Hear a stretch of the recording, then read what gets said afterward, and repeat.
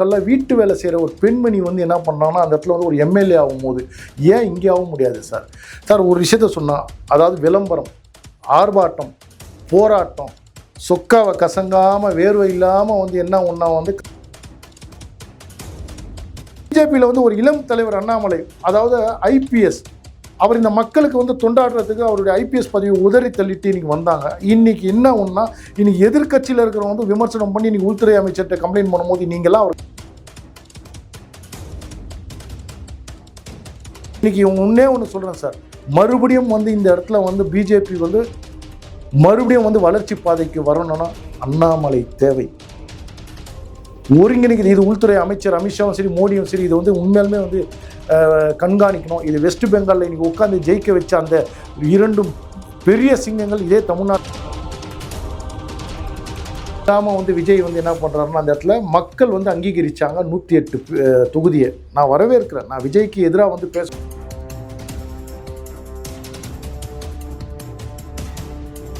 விஜய்க்கு வந்து 118 இடம் வந்து தேவைப்படும் போது அவர் என்ன பண்ணியிருக்கணும்? ஏன்னா இன்மெச்சூர்டு அந்த இடத்துல வந்து ஒரு மெச்சூரிட்டி இல்லாத விஜய். இதை தான் நான் வந்து மறுபடியும் அந்த இடத்துல வந்து குறிப்பிட விரும்புகிறேன். ஏன்னா அனுபவம்னு ஒன்று இல்லைங்க. திருமாவளவன் என்ன பண்ணோம், இன்னைக்கு அந்த இடத்துல போயிட்டு கவர்னர் வந்து அழைக்கணும்னு சொல்கிற திருமாவளவன், நான் வந்து நிபந்தனையற்ற வந்து ஆதரவு தரேன்னு சொல்ல வேண்டியதானே திருமாவளவனை? ஏன் திருமாவளவன் நாளைக்கு சொல்லணும்? இன்னைக்கு இருக்கிற மீட்டிங் ஏன் கேன்சல் பண்ணணும்? ஏன்னா குதிரை பேரம் அங்கே வந்து பேசப்படுகிறது. வணக்கம். இன்று நேர்காணலில் நம்முடைய இணைந்திருப்பவர் முகமது அத்தாவுல்லா அவர்கள். வணக்கம் சார். வணக்கம், வாழ்க வளமுடன். தமிழகத்தில் நடந்து முடிந்த சட்டமன்ற தேர்தலுக்கான முடிவுகள் வெளியேற்று தமிழக அரசியல் பரபரப்பை நோக்கி போயிட்டு இந்த நேரத்தில் பார்த்தீங்கன்னா தமிழக பாஜக அதிமுக தலைமையான கூட்டணி கீழே இதுல ஒரு தொகுதி தான் வெற்றி பெற்றிருக்காங்க. வாக்கு சதவீதம் பார்த்தீங்கன்னா 2% தாண்டவில்லை. எப்படி பாக்குறீங்க சார் நீங்க? இது ஒரு துரதிருஷ்டமான ஒரு விஷயம். அதாவது நான் ஏன் இந்த இடத்துல வந்து சொல்ல வரேன்னா, இப்போது திமுகவுக்கு பார்க்க போனீங்கன்னா அவங்களுடைய ஸ்டாண்டர்ட் ஓட்டுன்னு ஒன்று இருக்கும், 20% 25%. அது காலாகாலமாக அந்த ஓட்டு அவங்களுக்கு வந்துகிட்டே இருக்குது. அதிமுகலையும் வந்து பார்க்க போனால் ஒரு ஸ்டாண்டர்ட் ஓட்டு இருக்குது, 20% 25%. நீங்கள் என்ன ஆனாலும் சரி அந்த ஓட்டு மட்டும் கலையாது. அந்த மாதிரி வந்து பார்க்க போனீங்கன்னா பிஜேபிலையும் வந்து என்ன ஒன்றா வந்து பணம் வாங்காத தொண்டர்கள், உழைக்கக்கூடிய தொண்டர்கள், தன் உழைப்பு, அதாவது என்னென்னா வந்து எந்த ஒரு எதிர்பார்ப்பும் இல்லாத அந்த தொண்டர்கள் இன்றைக்கி 3%லேருந்து 12% வந்து கொண்டு வந்தவர் யாருன்னு பார்க்க போனால் 2021 வந்த என்னுடைய மாநில தலைவர் அண்ணாமலை அவர்கள். இன்றைக்கி வந்து பட்டி தொட்டி எல்லாம் வந்து என்னன்னா வந்து இன்றைக்கி வந்து பிஜேபி கொடியை பறக்க விட்டார். இன்றைக்கி உள்ளாட்சி தேர்தலையும் வந்து கூட்டணி கட்சியோடு வந்து அங்கே வந்து என்னென்னா ஒருங்கிணைந்து போக முடியாதால வந்து தனித்து வந்து நில்லுங்கன்னு சொல்லி, ஏன்னா ஒரு மாநில தலைவர் அதுதான் ஒரு கட்ஸ், ஒரு தைரியம்னு சொல்லுவாங்களே, நாங்கள் சந்திக்கிறோம்னு சொல்லும் போது 12% அங்கே வந்து நிற்க வச்சார். ஆனால் இன்றைக்கி நான் ஒரே விஷயம் இல்லை, நான் எந்த தலைவரும் குறை சொல்ல சார். காலத்தின் வந்து ஒரு காலகட்டத்தில் ஒவ்வொரு தலைவரும் வந்து அந்த ரோப்பை கொண்டு இழுத்துன்னு வந்துனே வந்தாங்க. இன்றைக்கி இந்த இடம் வந்து கொண்டவுடனே அண்ணாமலைகிட்ட கொடுக்கும்போது அந்த ரோப் வந்து போனால் 3%, அதை இழுத்துக்கிட்டு அவர் 12% போனார். ஆனால் இன்றைக்கி 3% கீழே வந்து இறங்கியிருக்கிறாங்கன்னா இன்றைக்கி பிஜேபி சுய பரிசோதனை பண்ணக்கூடிய நேரம் இது. நான் யார் மேலேயும் ப்ளேம் பண்ணலை. 27 சீட்டில் வந்து ஒரே ஒரு சீட்டு, அது கூட வந்து போனால் 963 சீட்டில் தான் வந்து ஜெயிச்சிருக்காங்க. இதை விஜயை காரணம் காட்டுறது முட்டாள்தனமான விஷயம். நீங்கள் தோக்குறது சார், வெற்றி தோல்வி சகஜம். ஆனால் அந்த பர்சன்டேஜ் குறைஞ்சிருக்கக்கூடாதுல்ல, என்னுடைய கேள்வி அதுதான். ஆனால் பர்சன்டேஜ் குறையும் போது அப்போ அங்கே வந்து கட்சிக்குள்ளே ஏதோ வந்து ஒரு பிழைவு, கட்சிக்குள் வந்து ஒரு குரூப்பிசம் சார், இது உண்மை வந்து ஏற்றுக்கிட்டே தான் ஆகும். அது என்ன ஏதுன்னு வந்து தலைமை வந்து இது பண்ணிட்டோம். ஒரு தேசியத்துலேருந்து வந்து பொறுப்பாளரை போட்டாங்கன்னா இங்கே கட்சிக்கு உண்டான சீட்டை வந்து பேரம் பேசணும்.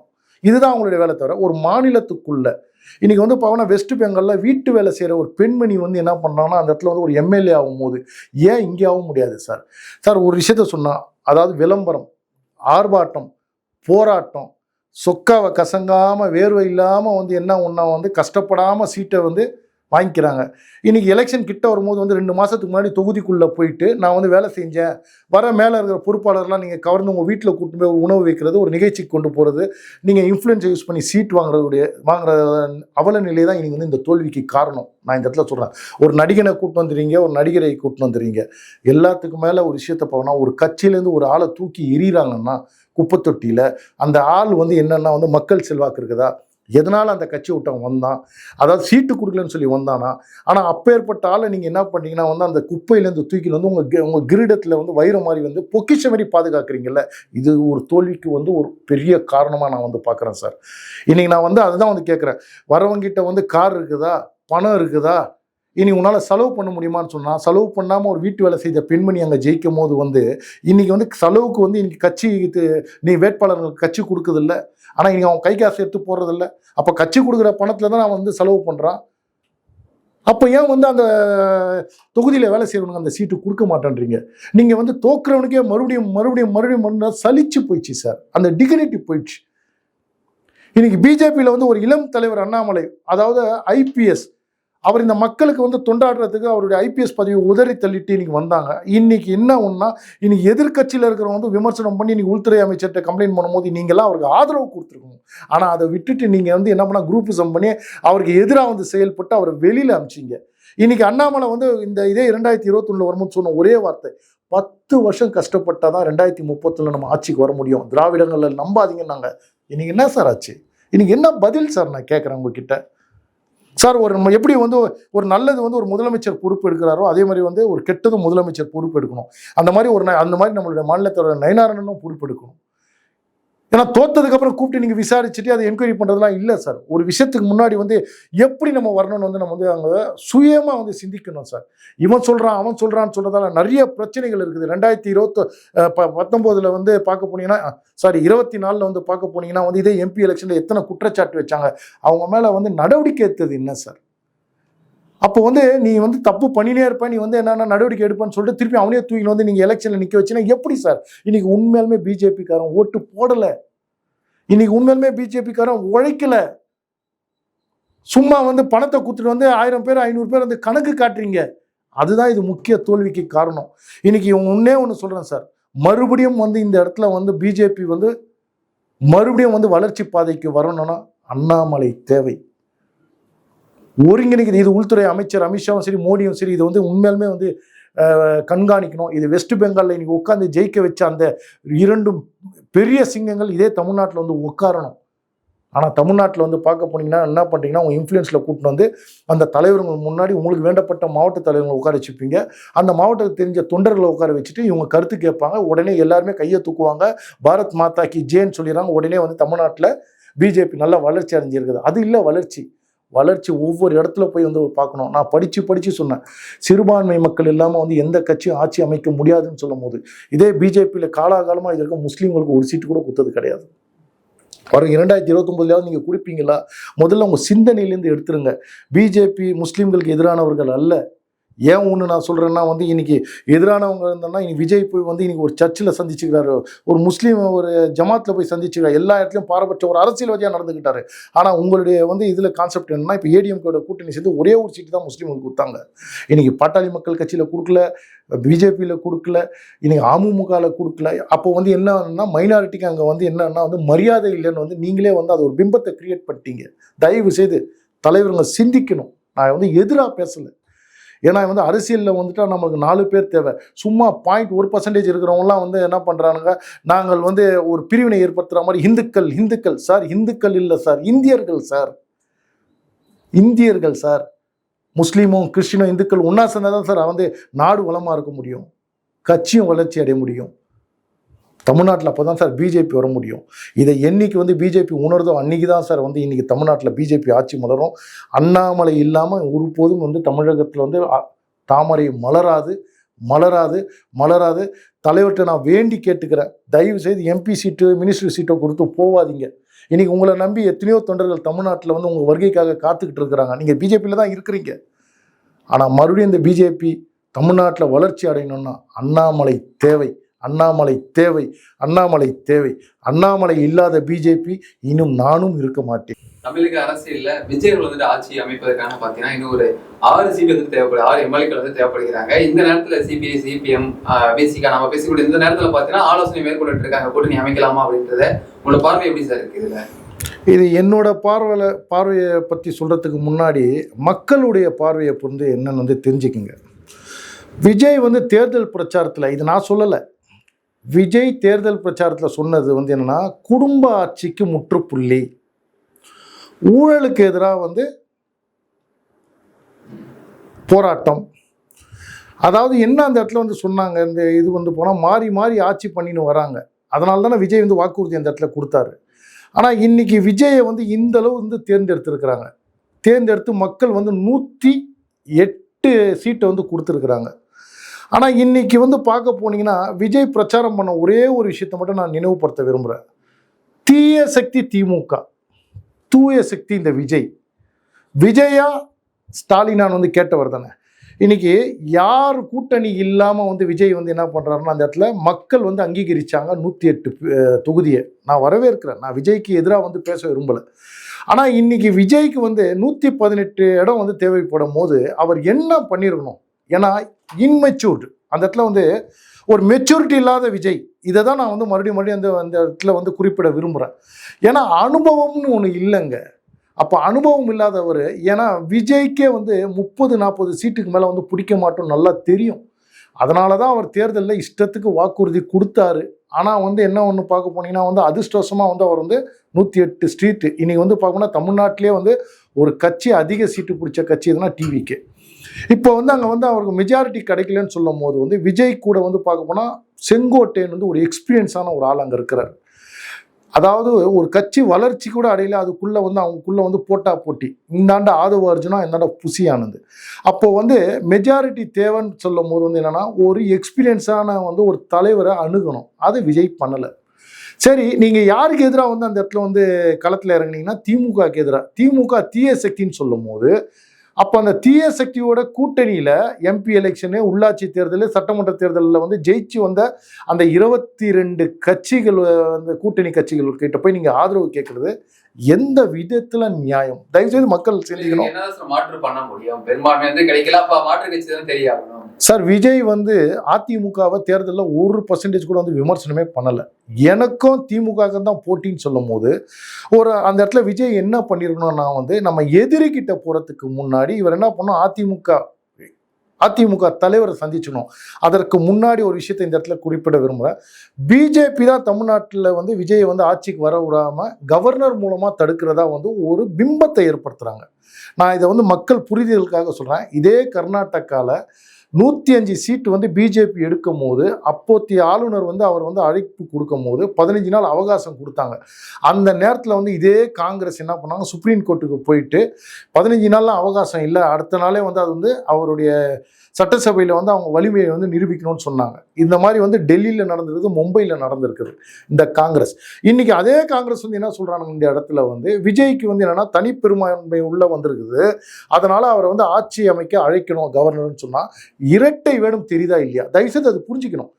இன்னைக்கு கவர்னர் வந்து பார்க்க போனீங்கன்னா சார், என்னுடைய கண்ணோட்டத்தில் விஜய்க்கு வந்து நல்ல அறிவுரையை சொல்கிறாரு. விஜய் என்ன பண்ணிடணும், அந்த இடத்துல தனி மெஜாரிட்டியோட கட்சியோடு நான் வந்திருக்கிறேன் அப்படின்னு சொல்லியிருந்தாங்கன்னா வேற விஷயம்.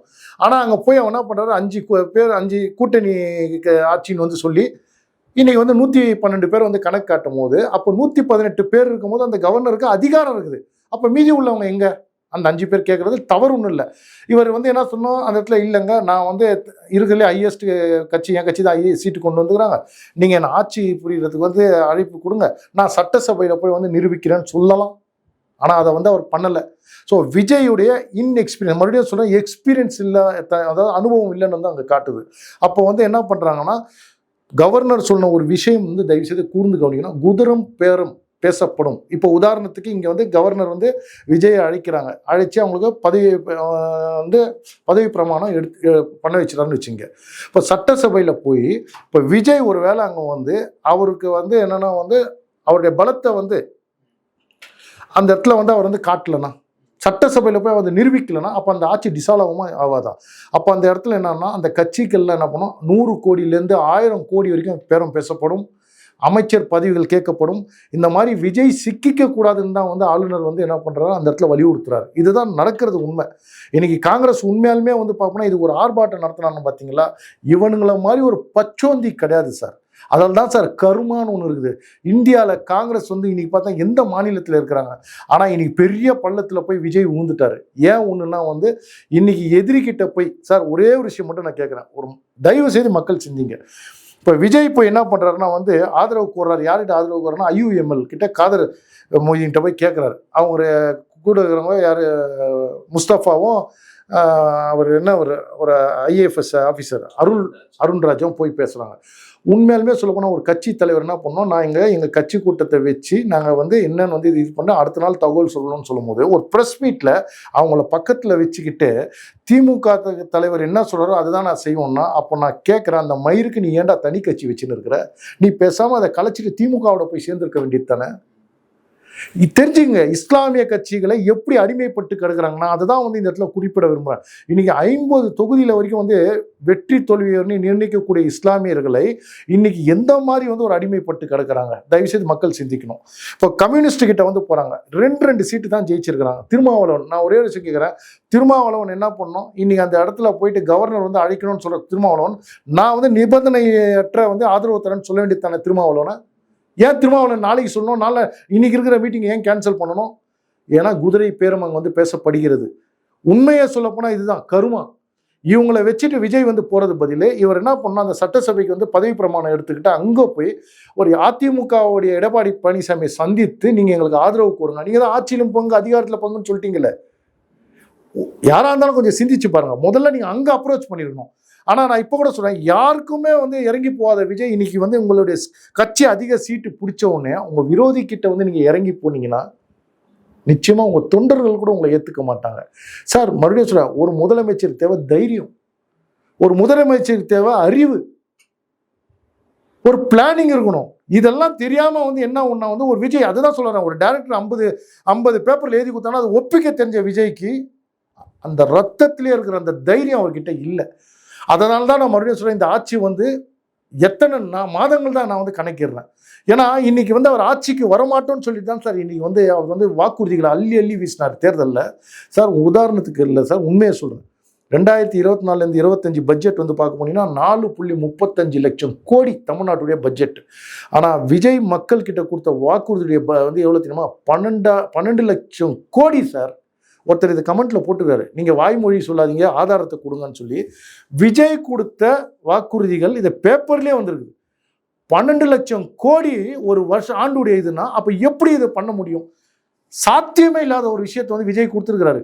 உண்மையாலுமே வந்து விஜய் வந்து இப்போ திமுக கூட 1000 ரூபா வாக்குறுதி கொடுத்தாங்க சார். ஆனால் 2 வருஷம் கழிச்சு கொடுத்த வந்து அதை வாக்குறுதியை நிறைவேற்றினாங்க. ஆனால் விஜய் கொடுத்த வாக்குறுதியால் வந்து 5 வருஷம்னாலும் அந்த வாக்குறுதியை நிறைவேற்ற முடியாது. தயவு செய்து மக்கள் வந்து சிந்திக்கணும். இன்னைக்கு விஜய் வந்து என்ன பண்ணியிருக்கிறாங்கன்னா வந்து விரோதிக்கிட்டே போய் வந்து துரோகி குடும்ப கட்சின்னு சொன்னவங்ககிட்டே போய் அந்த கட்சியில் இருக்கிற கூட்டணி கிட்ட ஆதரவு எடுத்துக்கிறது, இது வந்து தொண்டர்கள் ஏற்றுப்பாங்களா? மறுபடியும் ஒரு ரீஎலெக்ஷன் வந்தா எழுதி வச்சிங்க, இப்போ 35% வாங்கின விஜய் 20% 22% வந்துருவாங்க. ஏன் சார் இப்போ வந்துட்டு ஆட்சி அமைக்கிறதுக்கு ரொம்ப பெரும் சிக்கலை சந்திச்சுட்டு இருக்காரு விஜய், மற்ற கட்சிகள்கிட்ட போயிட்டு ஆதரவு கேட்டுட்டு இருக்காரு. அது வந்துட்டு பார்த்தீங்கன்னா இன்னும் முடிவு கேட்டல. அப்போ வந்துட்டு ரீஎலெக்ஷன் வந்துச்சு அப்படின்னா பெருவாரியாக நம்ம ஜெயிக்க வச்சு நம்ம சட்டமன்றத்துக்கு அனுப்பலாம் விஜய் அவர்களை அப்படின்னு மக்கள் இடத்துல ஒரு தோற்றம் ஏற்படாது சார். சார் இப்போ எப்படி ஒரு விஷயத்த பார்ப்போம்னா, ஒரு பிம்பம் எப்படி இது பண்ணாங்கன்னா, முதல்ல எல்லாரும் என்ன நினைச்சிட்டாங்க, விஜயை கார்னர் பண்றாங்க. சார் எங்களுடைய மாநில தலைவர் அண்ணாமலை வந்து முதல்ல வந்து வரவேற்பு கொடுத்தாரு, விஜய் வரணும், 3வதா ஒருத்தன் வரணும். இன்னைக்கு கரூர் விஷயத்துல கூட எத்தனை பேர் உயிர் இருந்தாங்களோ அதுக்கு முதல் குரல் கொடுத்தது பிஜேபி, அண்ணாமலை, மறந்துடக்கூடாது. இன்னி வரைக்கும் அவருக்கு எதிராக வந்து பேசுனதுல ஒரு மாற்று அரசியல் வந்து தேவை. அப்போ வந்து விஜய் வந்து அந்த இடத்துல என்ன பண்ணோம், தன்மானம் டிக்னிட்டி முக்கியம்னா வந்து நீ அந்த ஸ்டாண்ட்லேயே நின்றுருக்கணும். என்னால் வந்து 108 சீட் தான் பிடிக்க முடிஞ்சுது, எதிர்கட்சியாக வந்து உட்காரு, ஒரு 4 வருஷம் அனுபவத்தை கற்றுக்க. இன்னைக்கு திமுக அதிமுக மாறி 60 ஆண்டு காலம் ஆட்சி பண்ணிட்டு இன்னைக்கு வந்து மணல் கொள்ளை, இன்னைக்கு போதை, டாஸ்மார்க்கு, எல்லா இடத்துலையும் வந்து கட்ட பஞ்சாயத்து, இவங்க பண்ண ஊழல்லாம் வந்து நீ முதல்ல தெரிஞ்சுக்கணும். அதாவது தலைவனுக்கும் வந்து என்னென்னா எக்ஸ்பீரியன்ஸ் இல்லை, வந்த எம்எல்ஏங்களுக்கும் எக்ஸ்பீரியன்ஸ் இல்லைன்னா அப்போ எப்படி வந்து இவர் வந்து மேனேஜ் பண்ண முடியும்? சார் ஒரு கவர்னர்கிட்டே வந்து அதிக வந்து என்னன்னா அந்த இடத்துல வந்து பாயிண்ட்ஸ் பேச முடியல. இன்னைக்கு ஒரு மீடியாவை சந்திச்சு ஒரு டிபேட் கொடுக்க தெரியல. இவர் எப்படி சார் வந்து இன்னைக்கு வந்து தமிழ்நாட்டு மக்களை வழிநடத்த போறாரு? அதுக்கு முன்னாடி ஒரு விஷயத்த சொல்றேன். அதாவது விஜய் என்னதான் வந்து படிச்ச ஐஏஎஸ் ஐபிஎஸ் வந்து அவர் கூட வச்சா கூட இன்னைக்கு வந்து பார்க்க போனியா தூங்கி நின்றவங்க கூட ஏந்து போய் கதவை தட்டிட்டு நீங்க தான் சார் ஜெயிச்சிருக்கிறீங்க வேட்பாளர். ஏன்னா விஜய் ஒரு முகம் அந்த கிரேஸால வந்து என்ன பண்ணாங்க, விஜய் விஜய் விஜய் விசிலுன்னு வந்து ஓட்டு போட்டாங்க. ஆனா உண்மையாலுமே வந்து அவனுங்கெல்லாம் வந்து நான் ஒரு அமைச்சர், ஒருவேளை வந்து இவங்க ஆட்சிக்கு அதான் மினிஸ்டர் ஆகிட்டாங்கன்னா முதல்ல அவன் மினிஸ்டர்னு வந்து அவனுக்கு தெரியறதுக்கே 1 வருஷம் ஆகிடும். உண்மையாலுமே சொல்ல போனால் இந்த சுனாமியில் சிக்கின விஜய் வந்து அதே சுனாமியில் அவன் கட்சி கூட போகிறதுக்கு அதிக வாய்ப்பு இருக்குது. இன்னைக்கு அவங்க கீழே இருக்கிறவங்களாம் எந்த அளவு ஊழலில் மாட்ட போகிறாங்கன்னு தெரியல. ஏன்னா அவங்களுக்கு நாலேஜ் இல்லை, எப்படி வழி நடத்தணும்னு சொல்ல. அவங்கெல்லாம் வந்து இன்னைக்கு வந்து கட்டுக்கடங்காத வந்து விஜயோடைய ரசிகர்களும் அவங்க தொண்டர்களும் எப்படி சார் ஆட்சி அமைக்க முடியும்? அந்த பொறுமையை நிதானம் கிடையாதே சார். உண்மையாலுமே வந்து பார்க்க போனீங்கன்னா வந்து நிறைய விஷயத்துல சிக்கி பாருங்க. எத்தனை ஒருவேளை அவங்களுடைய கட்சி ஆளுங்க அமைச்சர் ஆனாங்கன்னா எவ்வளோ பேர் வந்து ஊழலில் வந்து சிக்க போகிறாங்கன்னு பாருங்க. அதாவது என்னன்னு தெரியாமல் வந்து கையை விட்டு இதுக்கு பேர் வந்து டிவி கட்சி தலைவர் விஜய் மேலே தான் விழும். காங்கிரஸோட திமுக கூட்டணி வச்சிருந்து கடந்த 5 ஆண்டுகள்ல பாத்தீங்கன்னா மத்திய அரசு எடுத்துட்டு இருந்தாங்க. அதனால பாத்தீங்கன்னா பல திட்டங்கள் வந்து நீங்க தமிழகத்தை நிறைவேற்ற முடியாம போயிடுச்சு. இப்போ காங்கிரஸோட தான் தாவக தலைவர் விஜய் கூட்டணி அமைச்சிருக்காரு. இப்ப எப்படி சார் ஆட்சி செய்ய போறாரு? அதே தான் தொடர போகிறதா? இலங்கையில் 1.5 லட்சம் தமிழர்களை கொன்று குவித்த இந்த காங்கிரஸ் ஆட்சியில் இவர் கூட்டணி அமைச்சது மிகப்பெரிய தவறு. 2G ஸ்பெக்ட்ரம் ஊழல் எந்த அளவு வந்து இன்னைக்கு இந்தியா ஃபுல்லாக வந்து கொந்தளிச்சதுன்னு வந்து தெரியும். ஆனால் இவரோட வந்து கூட்டணி வச்சது விஜய் பண்ண மிகப்பெரிய தவறு சார். அதை தான் வந்து சொல்கிறேன். அவங்க வந்து என்ன பண்ணிட்டாங்கன்னா வந்து எப்படியாவது வந்து அமைச்சர் பதவியில் இருக்கணும். ஏன்னா இன்னைக்கு காங்கிரஸ் எங்கேயுமே கிடையாது சார். அதனால் வந்து என்ன பண்ணாங்கன்னா திபுன்னு போனதால் அதுதான் சொல்ல வருது. அவருக்கு நாலேஜ் இல்லை, புரிதல் இல்லை. அவர் வந்து ஜெயிச்ச உடனே வந்து அந்த மமதையில் இருக்கிறாரு. அவர் கூட இருக்கிறவங்க வந்து என்னன்னா ஒரு நிதானத்தை வந்து யாருமே அவங்க கூட இல்லை. ஆஜோ அர்துனா, நிர்மல், நீங்கள் வந்து பார்க்கணும் அருள்ராஜ், வேற யார் சார் இருக்கிறாங்க அவங்கள? முஸ்தபா, வேற யார் இருக்கிறாங்க? புசி ஆனந்த், இவங்களுக்கெல்லாம் என்ன தெரியும்னு சொல்றதால இன்னைக்கு வந்து விஜயோட கூட்டணி வச்சாங்க சார். இதில் என் கருத்து மட்டும் இல்லை, மக்களுடைய கருத்து என்னன்னா காங்கிரஸுக்கு வந்து ஆதரவு வந்து வேண்டாம்னு சொல்லி விலகி விட்டு கவர்னர்கிட்ட போயிட்டு இந்த மாதிரி தனிப்பெருமானையோடு வந்துக்கிற எங்களை வந்து ஆட்சி அமைக்க வந்து எங்களை அழிங்கன்னு சொல்லி நாங்கள் சட்டசபையில் போய் வந்து 118 பேரை வந்து நாங்கள் வந்து அந்த இடத்துல எங்களுடைய இதை வந்து நாங்கள் காட்டுறோம். அதை வந்து நீங்கள் ஏற்பாடு பண்ணிவிட்டு இன்றைக்கி வந்து பார்க்க போனால் வந்து அதிமுக எடப்பாடி பழனிசாமி போய் சந்திச்சுட்டு இன்றைக்கி வந்து ஆதரவு கேட்டோன்னா இது வந்து சுமூகமாக முடியும். இது பிஜேபி வந்து நான் கேட்குறேன், பிஜேபி ஜெயிச்சதே ஒரே ஒரு சீட்டு. இதில் எங்கே இருக்க போகுது? அதிமுக எலெக்ஷன் நேரத்தில் இந்த கூட்டணி இப்போ எடப்பாடி பழனிசாமி கூட வந்து ஒரு செகண்டில் வந்து பிஜேபி கூட்டணி வேண்டாம்னு சொல்லிட்டு விஜயோட கூட ஒரு செகண்டில் போயிடுவார். விஜய் முதல்ல ஆட்சி அமைக்க வரட்டும். ஏன்னா அவர் திறமையை நிரூபிக்கட்டும். கண்மூடித்தனமாக அவங்களுடைய தொண்டர்களும் மக்களும் வந்து 1,70,00,000 ஓட்டு போட்டிங்கல்ல, அந்த அவல நிலை நீங்கள் பார்க்கணும். இவரால் வந்து அந்த ஆட்சி பண்ண முடியுமான்னு வந்து தெரிஞ்சுக்கணும். ஏன்னா இன்னும் 2 வருஷத்தில் வந்து கொடுத்த வாக்குறுதியை நிறைவேற்றலை. இன்னைக்கு வந்து 10 லட்சம் கோடி கடன் இருக்குது. இன்னைக்கு எப்படி எதிர்கட்சியெல்லாம் வந்து விஜய் ஹேண்டில் பண்ண போறாரு? உண்மையாலுமே திறமை இருக்குதா? நாங்கள் சரியான ஆளை தான் தேர்ந்தெடுத்தோமான்னு வந்து மக்கள் சிந்திக்கணும். அதனால வந்து என்ன கேட்டால் விஜய்க்கு வாய்ப்பு அளிங்க, ஆதரவு கொடுங்க, ஆட்சியில் உட்கார வைங்க.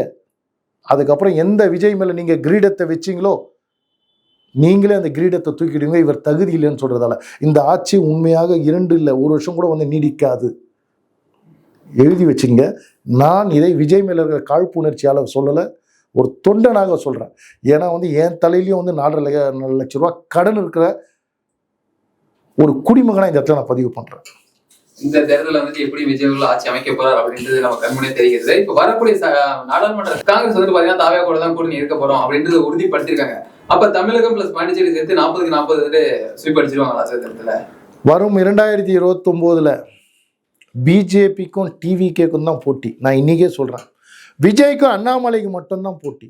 ஏன்னா வந்து என்ன கேட்டேன்னா வந்து சார் நான் 2 திராவிடமும் போச்சு சார். நான் ஏன் சொல்ல வரேன்னா மக்கள் சிந்திக்கணும். எடப்பாடி பழனிசாமி ஐயா வந்து எப்படி நான் வந்து கேட்க விரும்பல, நான் புள்ளி விருப்பவரங்களை சொல்கிறேன். அதாவது 2011 வந்து 180 சீட்டு பிடிச்சாங்க. 2016 வந்து பார்ப்போம்னா 136 சீட்டு பிடிச்சாங்க. 2021 66 சீட்டு பிடிச்சாங்க. இப்போ 47 சீட்டு பிடிச்சாங்க. டோட்டலாக வந்து கிராஃபு கீழே. அப்போ மக்கள் அவரை ஏற்றுக்கலன்னு தான் அர்த்தம். அப்போ வந்து அவங்க வந்து சுய பரிசோதனை பண்ண வேண்டும். அங்கே என்ன பண்ணணும்? ஏன்னா வந்து இன்னைக்கு நான் வந்து சொல்கிறது என்னன்னா, எடப்பாடி பழனிசாமி மேலே வந்து நான் ஒரே விஷயம், உங்களுடைய பிடிவாதம், உங்களுடைய கர்வத்தால் வந்து அதிமுக கட்சியை வந்து நீங்கள் கீழே கொண்டு வந்துட்டீங்க. 2021 இதே வந்து உள்துறை அமித்ஷா வந்து எவ்வளவோ சொன்னார். டிடிவி தினகரனும் வந்து சசிகலாவோ ஓபிஎஸோட எல்லாருமே வந்து ஒத்துழைப்போட போங்க, ஆட்சிக்கு வருவீங்கன்னு சொன்னாலும் கிடையாதுனாங்க. ஆட்சி இழந்தாங்க. இல்லைனா 3வது முறை அந்த இடத்துல வந்து அதிமுக ஆட்சி வந்திருக்கும். ஆனால் இன்னைக்கு வந்து என்னென்னா வந்து காலம் தாழ்ந்து போய் நீங்கள் வச்சிங்க இல்லையா, அதோடைய இழப்பு தான். இன்னைக்கு இதே எடப்பாடி பழனிசாமி எல்லாம் நான் சொல்கிறேன், கருமான்னு ஒன்று இருக்குது. எந்த ஒரு இளம் தலைவர் வந்து இன்னைக்கு பிஜேபி 3%லேருந்து 12% கொண்டு வந்த அந்த தலைவர் இருக்கக்கூடாதுன்னு நீங்கள் நினச்சிங்களோ, அன்னைக்கே வந்து அந்த மக்கள் உங்களை நிராகரிச்சிட்டாங்க, உங்கள் கட்சி நிராகரிச்சிட்டாங்க. நான் இது அண்ணாமலைக்காக ஜால்ராச்சு சொல்லலை. அவரும் இந்த தமிழ்நாட்டில் அவர் கட்சியை வளர்க்கணும்னு வந்த ஒருத்தரை இன்னைக்கு வந்து எந்த மாதிரியெல்லாம் நீங்கள் வந்து அங்கே வந்து உங்களுடைய தரப்பு சைட்லேருந்து வச்சிங்க. நாங்கள் அண்ணாமலை இந்த பண்ண மாட்டோம், எங்களுக்கு தேவையான ஆள் இருக்கணும் எல்லாமே சொன்னீங்க.